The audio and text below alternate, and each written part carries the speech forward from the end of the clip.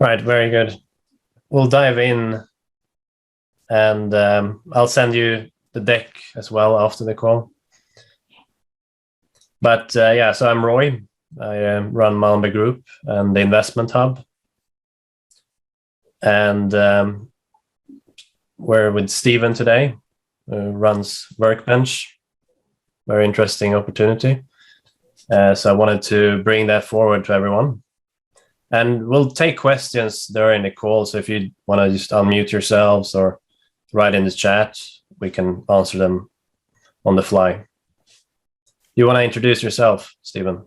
Sure, absolutely. So in a nutshell, I've got 25 years in a combination of working in the entertainment space. I started off at TriStar Pic. Actually, I started off before that at ABC News, and then bounced from the East Coast to the West Coast and did a couple of different stints at TriStar Pictures, then at Columbia Pictures, and then at Sony Entertainment. And at one day while I was in my office at Sony Entertainment, I got a phone call from Paul Allen, who had gotten my name because I was in the press a lot, because I'd been tagged to kind of talk about entertainment and technology. And the fact is there's very little technology that goes on in entertainment. It's kind of still true today. But he was starting a new company, and I ended up leaving the entertainment world and joining Paul Allen and 4 other ex-Microsoft people in a startup called Starwave, where we were doing some pretty interesting stuff, which culminated really with it being a web-centric company. And one of the things in particular was we had developed a property called Sports Zone, which became, when we merged with, or were really purchased by Disney, 3 years later became ESPN.com. And then Starwave really became Disney Interactive. And then either people left or just folded into the Disney system. And really from that point forward, I've stayed involved predominantly in media tech. The last company that I was involved with, we were doing something a bit different, but it was all around ebook production, where we created a methodology where we were doing ebooks for about $4,000 to $5,000 a pop. And if you were to look at the identical type of product, from a Random House, they were doing it for like 30,000. That company ended up selling to Houghton Mifflin in 2016, and kind of became their digital platform that they've been using. But that's really where the idea of being able to tap into the global marketplace, a distributed marketplace, really kind of came, with the a light bulb of there's a different type of an opportunity of how to go about producing content. And as we know, in particular, over the last 2-3 years, there's just been a profusion of expansion on the production side of content. And I'll kind of steal my thunder from my first bullet point. But while the distribution side of content has changed with the likes of Netflix and Amazon Prime Video and all the other players that are streaming now, the methodology behind production really hasn't changed that much in 80 years. Yes, there's technology being used. Yes, there's digital equipment being used, but really the process has stayed the same. And that's where we think there's just a huge opportunity to disrupt the marketplace with a platform that really targets remote global production collaboration. And that's really the heart of what we're doing. But then that tends to spawn other pieces kind of in the supply chain. So I don't know, Roy, do you want to run the pages and, I can do that. I'll just kind of talk, which may be easier? Sure.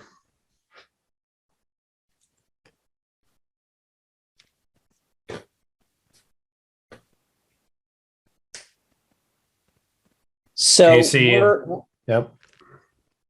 Yeah, I can. Everybody good? Good. Okay. So called WerkBench. it's a global remote content collaboration platform. And part of what we're doing, we really learned a lot of in the previous company. The individual who's the VP of product and engineering, Eric Roll, is someone who I worked with at the previous company that was called MeGenius, which was a venture funded company, and came along with me, and we've started this together. So we can hit the next slide. So, right now, the global media marketplace is about a $1.3 trillion business and growing rapidly. My guess is from the time that this number came out, it's probably smaller than where it's at right now, just because it's been taking off so astronomically.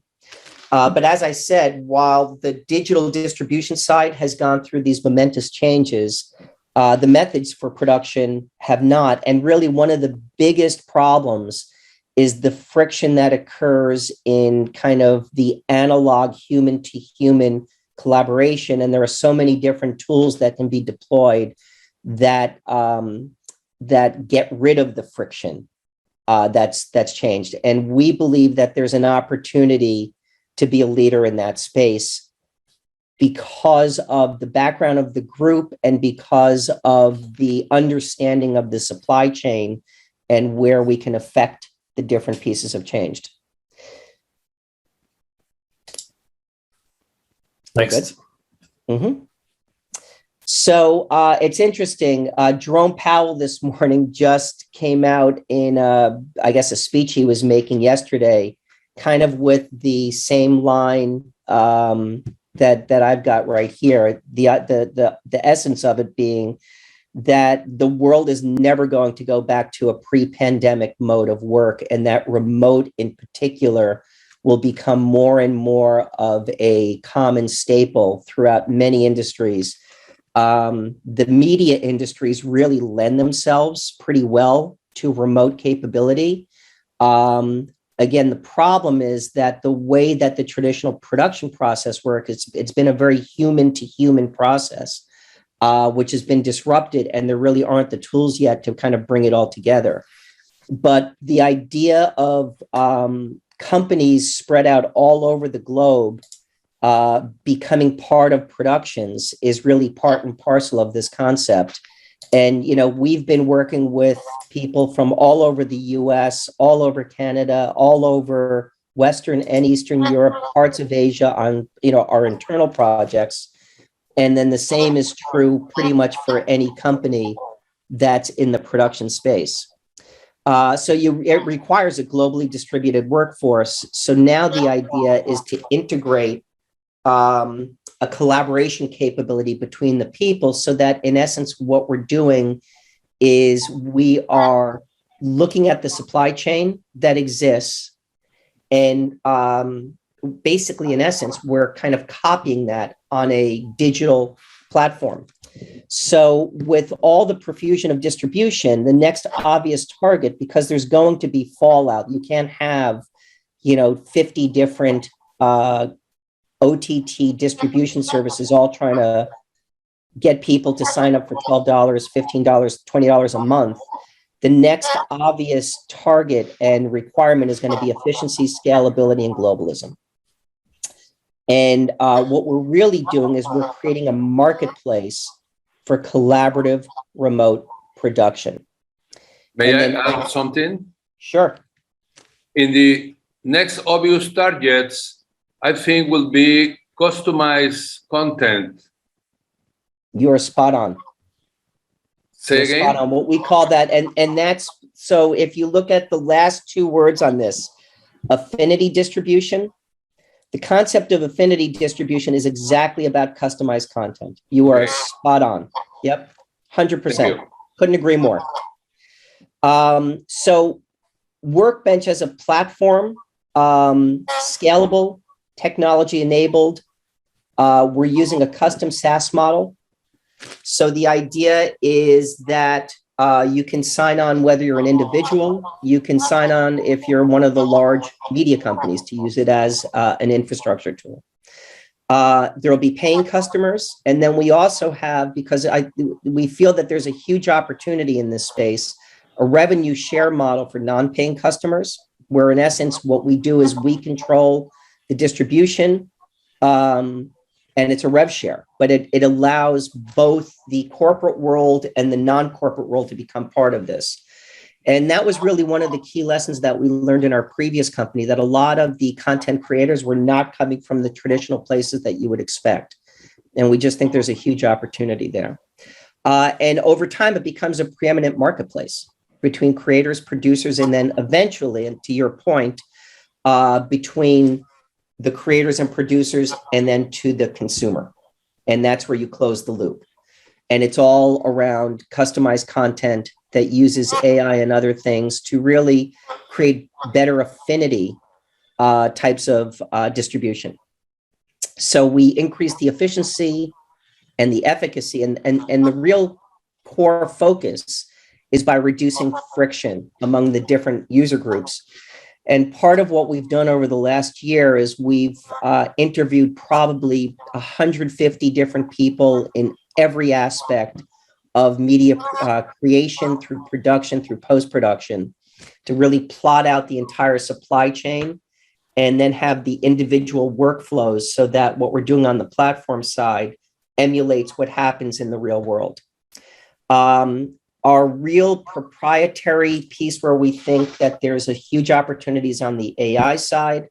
There's a lot of third-party software, and part of what we're going to be very focused on as we scale this is that depending on the different industries use some of the different tools. So for example, for budgeting, if you're talking to somebody on the advertising side, they kind of have their sweet spot. If you talk to somebody on the entertainment side, they have their. If you talk to someone on the corporate side, they may be using different budgeting tools. So the idea is to really keep this open source and the ability to plug in through different APIs, a variety of different existing software. So we're not saying to a user, hey, you've got to use ours. We'll let them use theirs. So again, a combination of proprietary development and also third-party software integration. And then through this process, what we're really doing is WerkBench is a marketplace, and it not only enables the remote collaboration between the different parties, but, and this is very important, and this comes to the distribution side, which is really a phase 2 process. We're media format agnostic. So if you look at most of the distribution that's going on, it's video OTT. We believe there's opportunity if you're focusing on the idea of custom content, that person might want not only video, but ebooks or photos or podcast or any type of different format. So on the platform, we are very specifically media format agnostic. We're really mobile first, but it's web mobile as our primary orientation. We are mapped on the supply chain that we're creating to the supply chain and processes that exist today. We have customized hierarchy, and where that becomes important is as you have managers that are on the corporate side overseeing a variety of different distributed creators, and whether it's from the graphic side, video side, or what have you, there's the ability within the platform to create that hierarchy that emulates, again, what would happen in a real world environment. Our phase 1 is, and I'll get a little bit more into what we're talking about here, is the platform, but also a product that we've been producing that we're kind of viewing as a Trojan horse, and I'll get into a little bit more of that in a moment. But phase 2 is the idea of shoppable affinity channels, and this is what you're talking about, Guillermo, which is the idea of customized content around different discrete groups of consumers. And then finally, whether this is a phase 2 or a phase 3 or a phase 2B, we think there's also an opportunity to incorporate a financing and payments component with digital wallets that obviously really scales up both the revenue and the capabilities of the platform.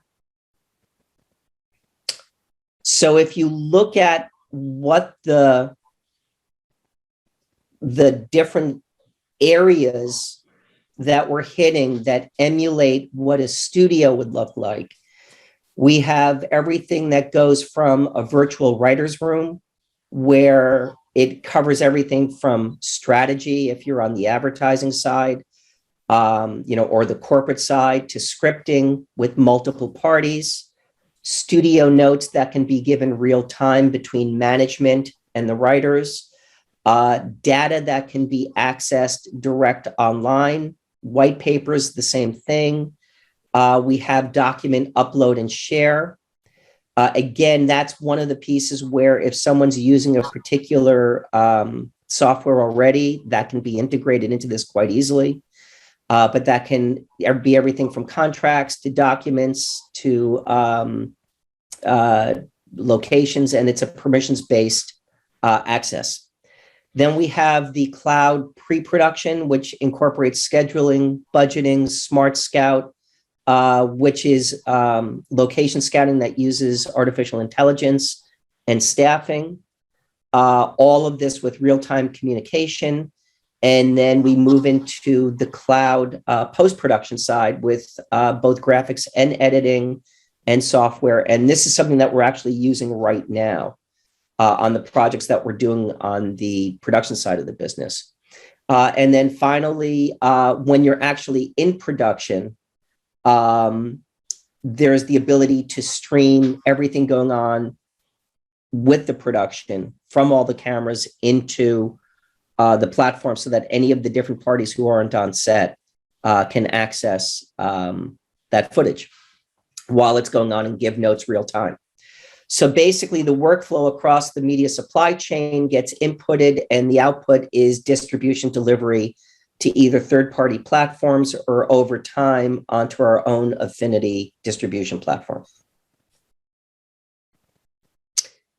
So, what we, again, this is a bit of a similar process, but when we looked at this, we kind of stepped back this is from the very beginning, and we said, look, let's make sure that all of the workflows from ideation to pre-production, production, post, and distribution are being incorporated here, and that's what we've been mapping out, and that's what we've been doing literally over the last year and a half to get done. Next slide. So what are we? We're a media agnostic studio in the cloud. Campaigns can be created and produced on the platform, and it touches all facets of ideation through completion and delivery. Any format of project can be done faster, more cost effectively, and with global reach. And much of the design and coding is completed. We have about 6 months to get to market for V1 launch. We'll flip through some of the interface, the UX and UI design, and much of the code has been done. We need to complete that out and kind of push it to market. Next slide. So where do we sit? We sit over time between the creators and the producers. Eventually, we'll be able to incorporate distribution and the audience consumer into the mix. So we kind of sit right in the middle of that sweet spot. We have two businesses that we've been using for the two different pieces of what we're doing. WerkBench is the studio in the cloud, what we've been talking about, the marketplace. MediaWerks is a separate LLC that is a revenue generating creative studio. And we've been working basically with brands in producing what we're calling shoppable video, which is short form DIY video that we think there's a huge opportunity to scale up and to try and own that marketplace, because it's one of the future pieces of marketing. The other thing that the MediaWerks production piece does is that we view it as a bit of a Trojan horse so that as we're getting other brands and companies that we're producing, we get them to use the platform for the purposes of collaboration and efficiency to try to bring them in on the platform side. Both of these businesses are included in the fundraise. Right now, we purposely have them structured as separate companies. As soon as we go to a term sheet, we'll pull it together. We still think that the MediaWerks should stay a separate company, but we'll actually move it into ownership under WerkBench. Right now, I'm the 100% owner on MediaWerks, so we'll move it into WerkBench, which is a C Corp. And we'll kind of talk about the international piece in 1 second. But yeah, we can go to the next slide. So the shoppable videos are interesting because in essence, what they do is you've got your video. They've been traditionally running on YouTube, Instagram, and Facebook. They tend to run about 3 minutes a piece. And at the end of the video, there's actually an overlay, which is an e-commerce overlay, so that if you're on your computer or your phone, you can literally click on the overlay and it'll take you right into an e-commerce engine for the purchase of that product. So in essence, it becomes an alternative to traditional types of advertising. And it's proven to be quite powerful. Let's go to the next slide. We just finished productions of 38 videos for a combination of Grey Goose vodka brand, Patron tequila brand, and a toy company out of San Francisco that's called Osmo. All of them incorporating the same kind of shoppable capability that you see here. So in the case of Grey Goose, at the end of every one of these, and actually the same thing with the Patron, at the end of every one of the videos, you've got to click here to buy, or you can, you have got to click here to buy, and it takes you directly to an e-commerce engine. In this case, once you say you're 21 and older for the U.S. market. We've done about 210,000 in revenue this past quarter, and we think there's an opportunity to really scale this piece up through the investment that we're doing. Part of the problem that we're stuck in right now is that age-old issue of either you're producing or you're selling, and it's oftentimes you're not doing both. And we think we can really scale up this whole piece of the business. And it's an immediate revenue generating business that has, if you do it right, it has between 12 and 24% net profit on the productions. Next. So as we're looking at the next 3 years, the way we see phase one is to keep driving these shoppable brand videos, being able to bank that revenue, also being able to use that as a conduit to bring customers onto the platform side. We're looking at probably late Q2 of 2022 to be able to launch V1 of the platform. So that takes us into 2022. The next phase after that is to integrate these shoppable videos onto the WerkBench platform so that it becomes much more of a commodity at fixed prices, but it's able to scale that way. And then what that also does is it brings third parties, whether they're corporate or individual, using the platform for that purpose, and to expand the platform, the WerkBench platform capabilities. And then phase three is to create this idea of shoppable affinity channels, but where the affinity channels are really around very finitely customized types of content toward very specific constituency groups, which we can talk a bit more about. Steve, just a quick question back to the Grey Goose example. What specifically would you be doing in that shot? Are you guys doing the all production of that as well as working with the actual national account, being Constellation or Grey Goose? Yeah, so basically we work with the agency as the plug-in studio, if you will. Right. So they've done the creative. They hand us the creative, and from that point, we kind of take it over and integrate all of the pieces from, pre-production, scripting in some case, although this was pretty light scripting, all of the location scouting, all of the production. So these productions were done. Grey Goose was done in Los Angeles. Patron was done in Dallas because that's where they happen to be located, the brands. And then Osmo was actually done in Connecticut, even though they're in San Francisco. Right. And then we deliver it in to the brand as a finished product. Yeah, okay, perfect. And that same process, we actually believe there's an ability over time to emulate that, where it kind of becomes much more of a plug and play, so that brands can come in and either will continue to run that service piece if a brand wants to use us, but they can use any third party and now drop the pieces almost in a template environment into this, and then integrate the shoppable component and deliver a finished type of product.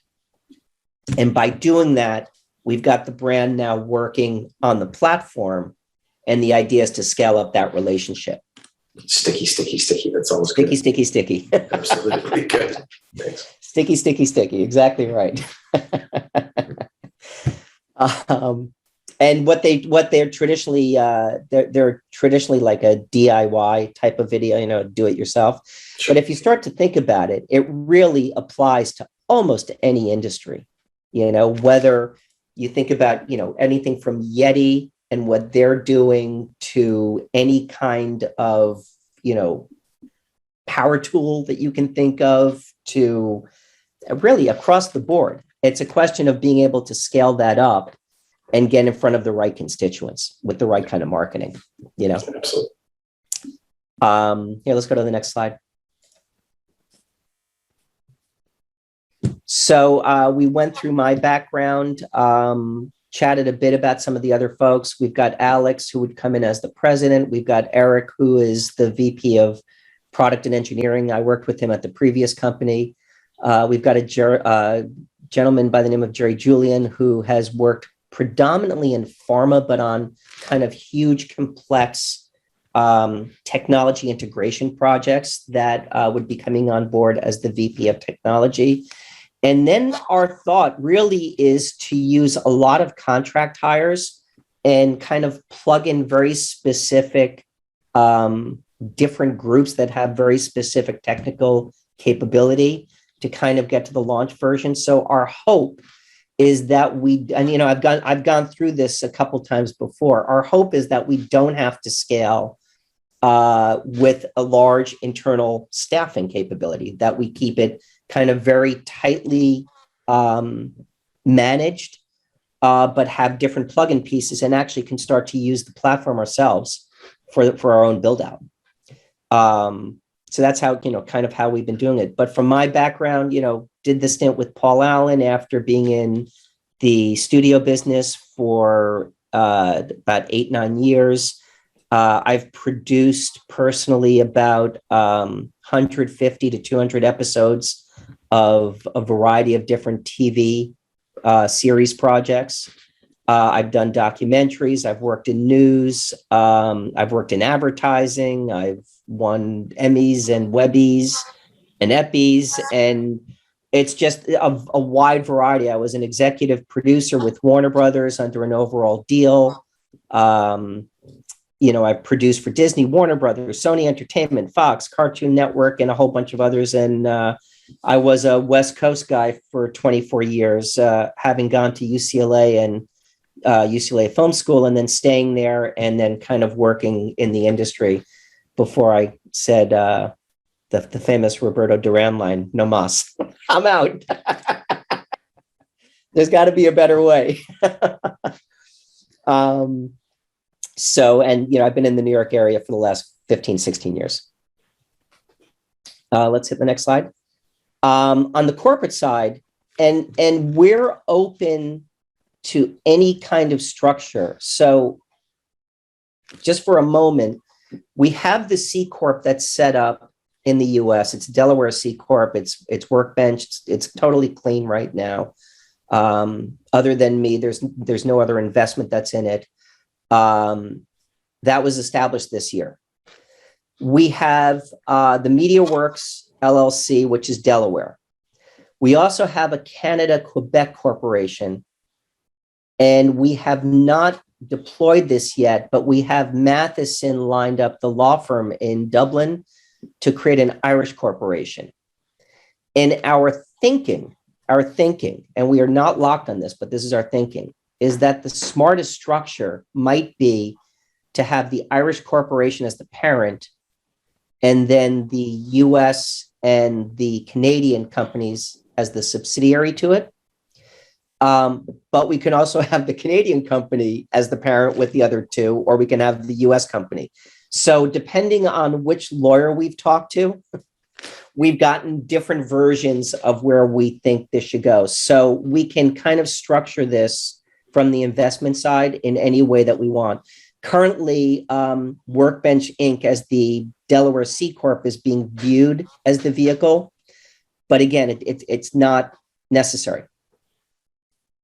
You know, I've had European corporations, and there's a lot of benefits, and obviously there's a lot of benefit to an Irish corporation, tax and other things. It also gets you around a lot of the data laws, which are much stricter in Europe and will remain much stricter in Europe.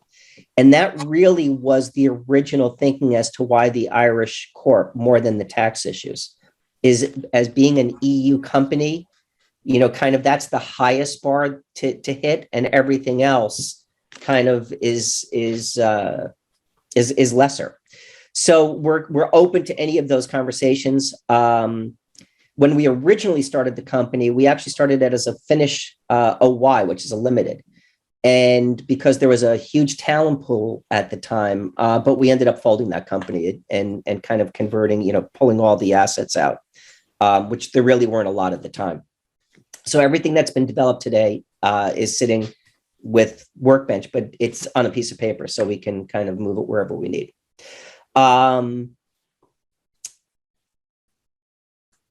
Like I said, we did 210,000 Q2, Q3, 2021. We'll probably have a quiet quarter, and then hopefully the fourth quarter we scale up with another set of productions. On the legal side, we're using Goodwin and Proctor for the corporate stuff. We've got Carey and Associates that we use for more of the local type stuff. We've got Miller Thompson in Montreal. We've got Matheson in Dublin. And if there's any entertainment stuff, we use Ziffrin, Brittingham, and Branca law firm in Los Angeles. Next up.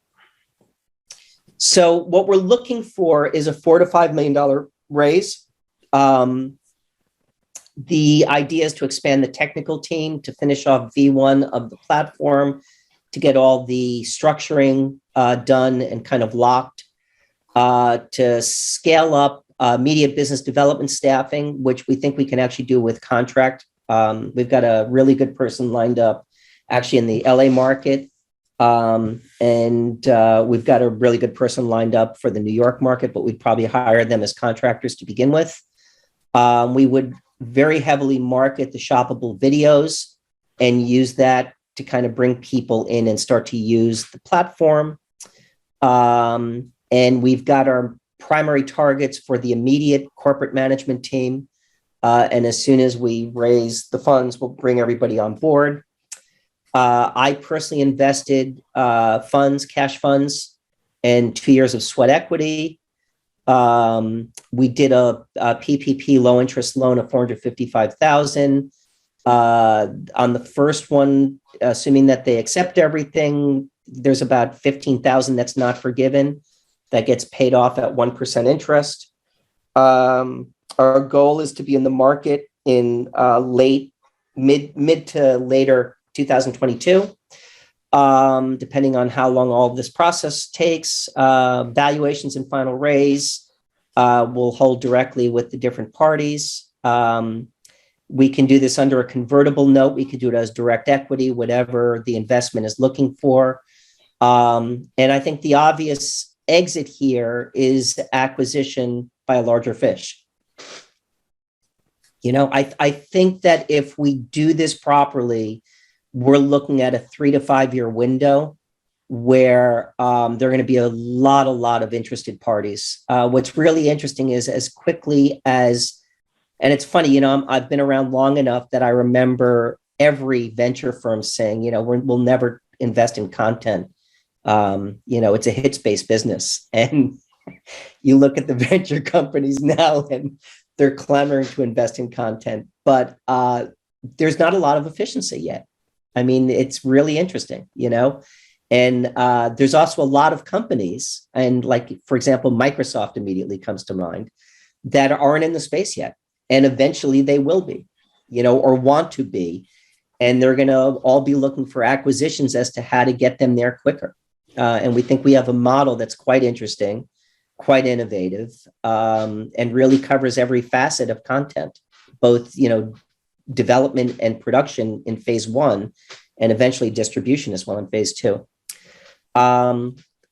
If we look at the pro forma over 5 years, we are, making money right now, but we're still upside down. And we really hit break even based on the 4 to 5 million raise in year 3. And we're cash positive in year 4. Now that's taking into account a relatively conservative type of production revenue that we think we have the capacity to earn. It might expand because all of the production revenue is predicated on these short form projects, and who knows what comes in or what starts to happen on the platform as well. So it's a relatively conservative build, but we kind of said we're probably 3 years in, we're break even, and then we kind of take off on the other end. Let's go to the next slide. So let's go to the next slide again. So I don't know if anyone's interested, but do we have so these are just some examples of, do you have the UX UI slides, Roy? Yeah, there you go. Yeah. So can I just quickly flip through these? Is that cool with everyone? Okay. Go ahead. So these are the UX UI slides that have, again, about 60% of the code developed to deploy them, but we're pretty far forward on the UX UI. Now, we used a gaming paradigm in the design. There are probably some changes, having lived with it now for a little bit, that we would make, but the idea here is that using AI, a lot of the early stage processes are incorporated in the platform. So if you were to come on and you're a creator, it would start to ask you certain questions, almost the same way that, if you're trying to find auto insurance, it tries to get some information. So what type of project? We tried to keep the tone a little bit light and conversational. What type of project? So you put it in there. So let's assume that you say it's a web series, or it's an animation show. So in this case, we used animation to mock it up. And then you would hit next, and we can go to the next slide.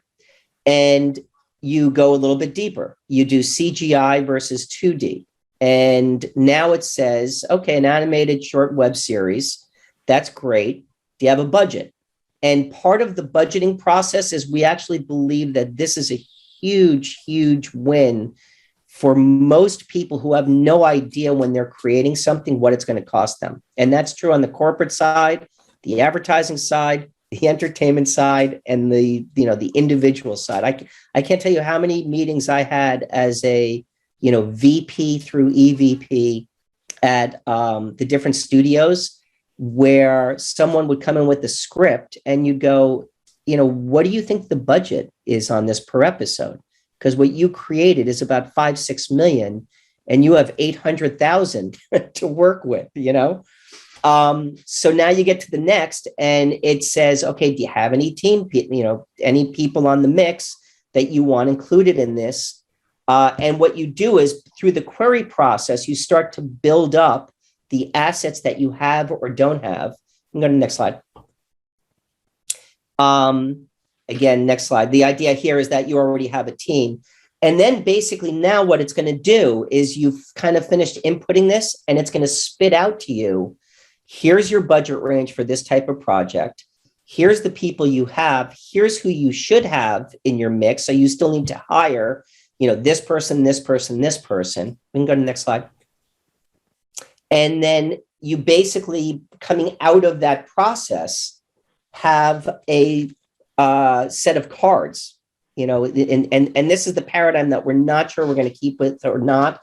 Again, this is the way that the gaming world works. But the other thing that you have is an integrated chatbot that also you can just do any kind of any kind of verbal cue with.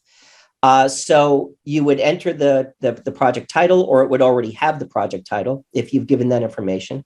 Next slide. And you're going to be now queried to go a little bit deeper. So this is the details section.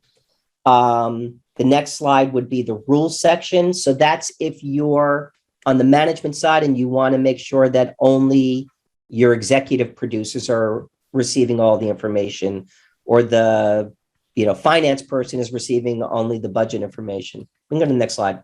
So it kind of lets you set up the rules, and coming out of that, it now spits out back to you the finished card. So the idea here is you've got 4 different projects that are color coded. So this would be an example of a project. We can go to the next slide. And this is telling you that there's information that has to be inputted that the system can't give to you until you give it the information. And now coming out of it, you've got a full built out project slide that will then lead into a full dashboard. We can go to the next slide. We can go to the next slide again. We can go to the next slide again. That looks like this.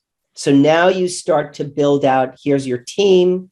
You can see who the team members are, the management, the open positions that you have to fill for the project. And we can kind of flip through these quickly. I can just talk as you're kind of going through it. And it starts to do things like, okay, what are you working on? Who do you need to hire? What are the different things to doing in review? And here, hold on this one for one sec. And then on each one of those, it's being shared automatically with the people that you've put in earlier on in that hierarchy that need to receive each of the different components. This is the location process, which we actually think as a product, there's a huge opportunity to create a smart location scouting tool, because there really isn't one yet. It's all kind of old-fashioned search, keyword, location scouting.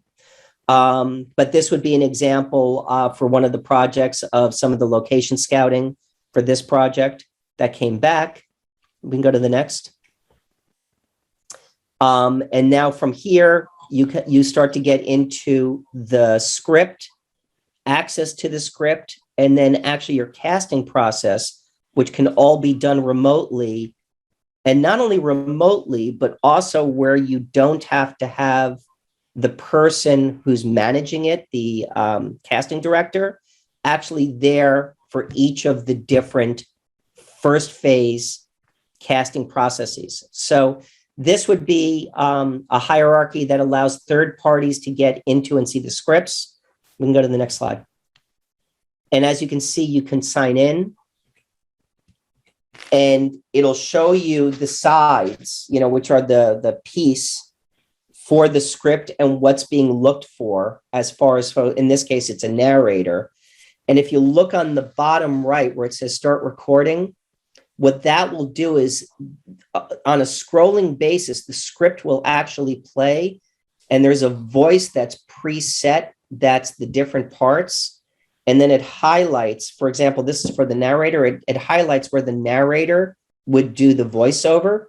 So in essence, what's happening is we're able to record the talent in the system with a remote scripting capability.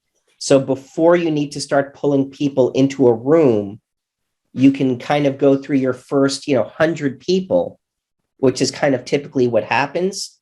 And we can do it all online and remotely.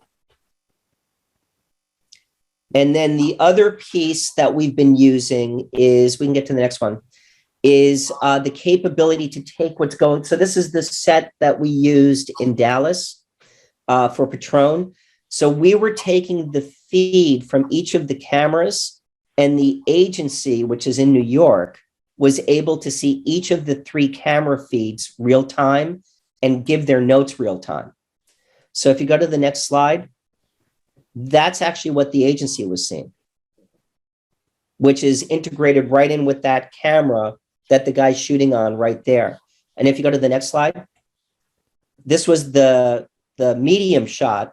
That was a second camera that was also going real time. So literally you were seeing what camera, what lens, what the f-stops were set at, everything that the cameraman and the director are seeing real time on the set, you're seeing remotely. We can go to the next slide. And then you can also, if you want, you're going to be able to pull that right up off the platform, but you can go back, I'm sorry, off the dashboard, but you can go back and forth between the video feed. And for example, like if you're looking at something and you're trying to figure out, how many days do they have slotted for this? You can go into any of the different aspects of this. But before you get off this, the other area where there's a really interesting opportunity right now, I don't know how much you know about virtual set production. It's basically what they're using on the new Star Wars series, right? And a bunch of other things. And it's basically a series of very high-end, high-def screens where you pre-production, you create the environment, you bring the actor in, and in the camera, it integrates it. Where there's an interesting opportunity, and we're talking to a company called Evolve Media, which is big in the hardware space, there's absolutely no rules. And we think there's actually this very interesting opportunity to integrate at the first phase, this piece of the puzzle, but also kind of to be a marketplace for the different virtual production stages that are popping up all over the world. And the virtual production really is the future of production. So we really think the idea of this marketplace married to virtual production kind of becomes the perfect storm. And there we go. So that's the presentation. Very good. Thank you. Do you have any questions? Will you share this information? I will send the deck and the recording as well. Okay. So, Steve, just a quick question on your creative talent. Getting engaged in the platform. How do you intend on engaging the creators into the solution? So, couple fold. One of the reasons for the service side of the business is to really use it as a marketing play to start to get creators using the platform, that we can drive and control that piece. Hey, number 1, 2, 3, 4, 5, 6 people that we hired for this production, you're going to use this platform to do it. And we're able to market that. That's one way. Same thing with the agencies. The reason that we created kind of this bifurcated structure of paying customers and non-paying customers is most likely for the first 6 months to a year, we're going to have many more non-paying customers than we're going to have the paying customers. So we're going to have to scale it. But the idea is to basically offer it up under the guise of 3 things: A, efficiency; B, the idea that if you're a creator, you can find other creators on the marketplace, right? So there's a creative social aspect to it. And then the third then becomes to basically start to market the capabilities of the platform to the corporate side, if you will, whether that's, the entertainment world, the advertising world, or the corporate world, because more and more corporations are taking their video marketing in-house. And if you look at other companies like Tongle, there's 3 or 4 or 5 different examples that I can send you as a follow-up. Basically, it's the same process that they've used. They started off by saying, you can have access for 3 months for free, and then we either transition them or we do this rev share structure. And we start to market the platform, and we start to market what's happening on the platform. I think, those are probably the plausible ways of doing it. The other thing that we can do, which we've actually been testing out, is we can do very targeted, very, very, very targeted, geo-targeted marketing. So like we can literally, we know what the address is for the new Amazon studio or the Netflix studio or for Warner Brothers. And we can target the post-production building there and the 300 people that work in that building and forget the rest of Warner Brothers. Yeah. So we've actually been testing that out, and it works incredibly well. And we can do the same thing with corporate marketing and other things. So it's very finitely targeted types of marketing where we'll use, basically social. We'll use Instagram. Oh, absolutely. Yeah, we've got one of our firms in Sausalito that's exactly what we do as well. Yeah. And question back to your MVP. When do you think you're going to have your MVP ready? You say you're well along in your dev. Is that done domestically? Is that offshore? I'm sorry, what was that last piece? So is your dev done domestically or offshore at this current time? Or well, so it's interesting. We started off all of the development offshore. And then over the last year, we went all US. Right. I think we'll probably do a combination. Truthfully, I think we'll probably use Western Europe and Eastern Europe much more than we'll be using the US. Yeah. And I think Canada as well. It's an opportunity, I think, with Montreal to really kind of create a pool there.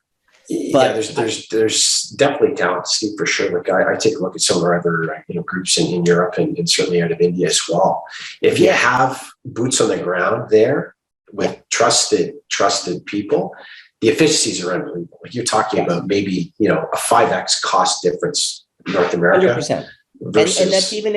And that's even if we use staffing in or contract work in Amsterdam and Berlin, which is not the cheapest. It's still 60 cents on the dollar. That's correct. Yeah.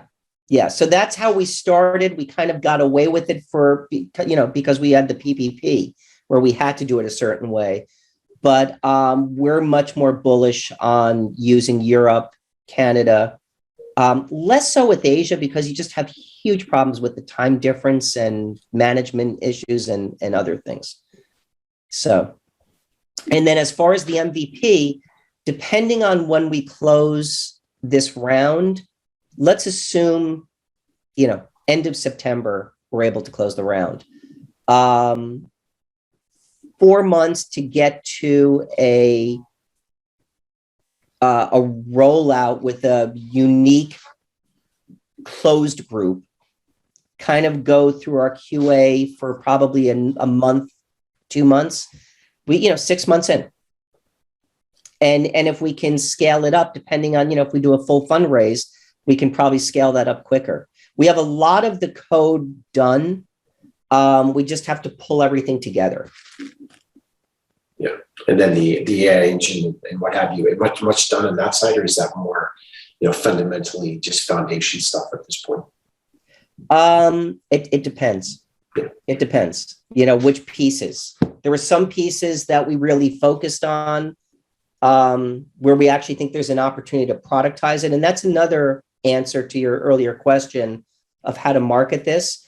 We think there are certain workflow elements that are part of the platform that we can productize as standalone pieces, which helps bring in revenue from that product, but also brings people to the platform. And that idea of the smart location scout is one of those. Any core IP at this point or that you're shooting towards on the development side? Anything that doesn't have a core marketplace already, we would look at for internally developed IP. And so there's a product called Movie Magic, which is a budgeting software, which truthfully is not a great product, but everyone in the entertainment industry uses it. Everyone, right?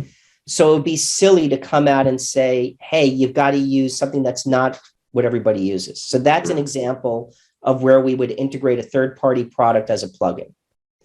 A lot of the stuff on the post side between Adobe, Avid, and others, there's a lot of stuff that just people are using right now. So we probably would not look to innovate there. Right. Where we would look to innovate is where either we see an opportunity to productize a specific application, or where there's just really not a solution in the marketplace yet. Right. Okay. Those are the only couple of points I had. Thank you. Very good. Guillermo, any questions from your side? Well, I am interested to continue this conversation. I send a LinkedIn contact request to you, to all of you. Unfortunately, I need to move right now. Thank you very much. All right. Thank you. Thank you. Bye now. Bye-bye. All right. Yeah, perfect timing, guys. Thanks. Thank you very much for Thank you. the presentation, Stephen. Thank Very you. interesting. And we'll follow up after the call. Okay. Sounds good. Thanks Thanks guys. so Have a much. great day. Thanks, Steve. Thank you. Great meeting you. Bye. Yeah. Bye for now. Bye-bye.